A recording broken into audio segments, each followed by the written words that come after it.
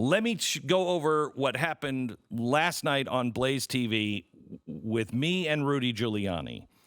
I talked to him about a lot of stuff, but I wanted to get a few things out at the beginning. For instance, the Democrats are saying you're running a shadow foreign policy. Is that what's happening? Listen. The testimony today was that you were communicating with the Ukrainians without anybody's knowledge in the state. You were running a shadow foreign policy. So right. I take it by your laugh that that's not true. What? No. Oh, no. What? I wasn't running a shadow foreign policy. What was your mandate? What did the president ask you to do in Ukraine? What were you doing? Well, we got two parts. Glenn, we have two parts to what I did. Part one was my investigation as a defense lawyer to gather exculpatory evidence that would help to make him innocent. So remember, this began while Mueller was still investigating Russian collusion. Mm-hmm. November 2018. It happened to be at a very sensitive time. They were seeking answers from us on Russian collusion. Also, Mr. Weissman, who is a completely out of control, unethical prosecutor, who worked for Mueller, had been questioning Manafort in what I consider to be a horrific manner. He had him in solitary confinement. He would take him out every couple of days, and he would say to him, "Weren't you the link between Trump and the Russians?"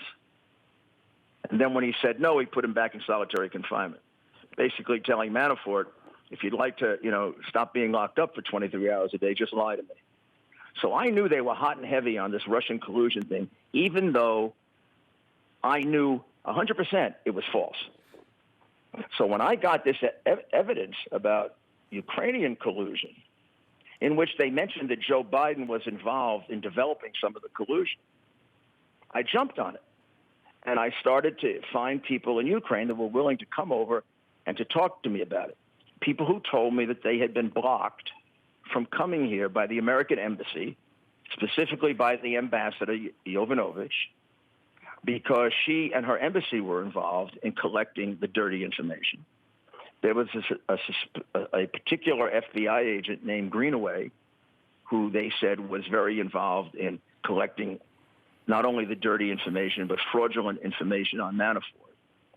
She had since gone to work for George Soros, which gave it its own interesting flavor. And she was working at the Anti-Corruption Bureau, was she not? She was working at what the Anti-Corruption Bureau is a contradiction. Yeah, the Anti-Corruption Bureau was set up by George Kent, who was one of the witnesses here. Yep. I mean, when I was looking at him, I was like in shock that he's still at the State Department. But George Kent set up this bureau. They took all the corruption cases away from the prosecutor general. They gave it to the Anti-Corruption Bureau, and they got rid of all the cases that offended Soros, and they included all the cases against Soros's enemies. One of the first cases they dismissed was a case in which his NGO, Antac, was supposed to have embezzled a lot of money, but not only that, collected dirty information on Republicans to be transmitted, gotten by Ukrainians, to be transmitted to this woman, Alexandra Shalupa, and other people who work for the Democratic National Committee. Okay, a couple of things that you learned there. If you've watched our specials, you really learned, I think, one new thing. And that is something that I have said. I have to talk to Rudy Giuliani to know. I mean, I don't understand what he was doing there. I pressed him about the two bad guys that they're smearing him with. His answer to me makes sense. We'll play it in a minute.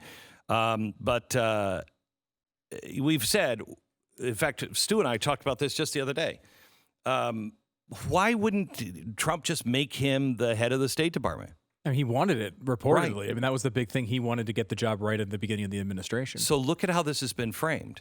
This has been framed that Rudy Giuliani was going over to do something with foreign policy. He wasn't.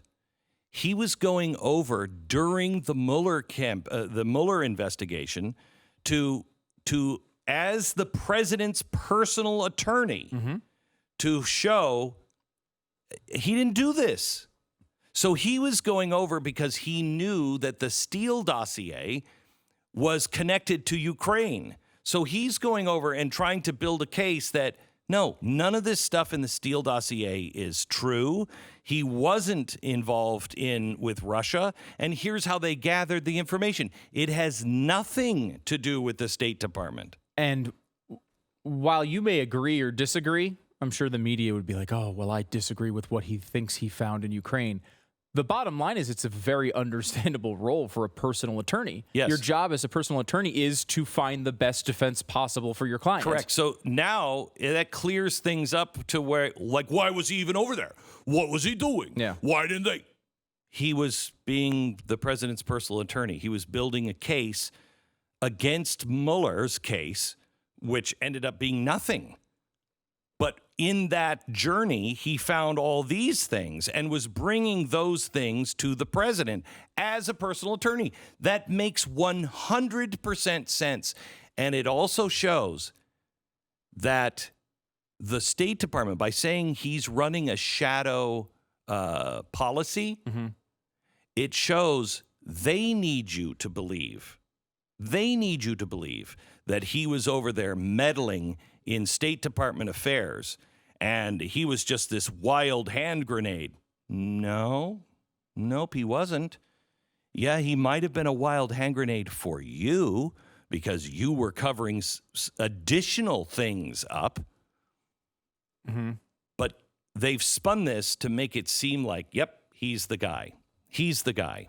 He definitely seems to be the target of a lot of the witnesses. Yes. Especially at the State Department, who were saying we were very frustrated because, Rudy, whatever he's doing, it's different than what we're doing, and the Ukrainians are confused, which seems to be the point they keep coming back to, which is, again, you can argue that it's a bad idea, but you can't argue it's impeachable. It's not impeachable conduct.